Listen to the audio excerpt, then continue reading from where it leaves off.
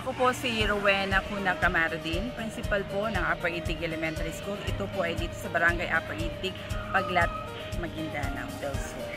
Last year, naka-identify kami ng 104 na non-reader or struggling readers.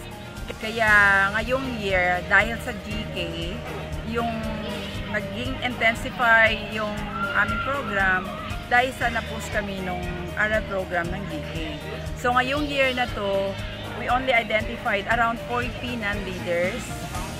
That is from grade 2 to grade 6. Konti na lang sila kasi nagkaroon din ng magandang result yung last year na program namin na tutukan yung mga non-readers at slow readers.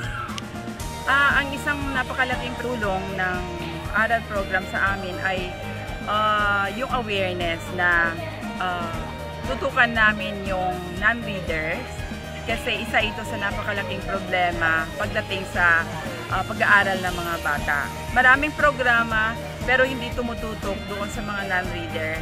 Pero ang GK ay nag-focus lang doon sa non-reader. Kaya masasabi kong isang factor yun talaga na nag-push kung ano yung meron kami na existing program sa non-reader at saka slow reader. Dahil doon, nagpapasalamat kami sa Gawad Kalinga at sa Synchrony Foundation dahil sa kanilang pagkakawang gawa at napaloob kami sa kanilang programa, itong Upper Itig Elementary School.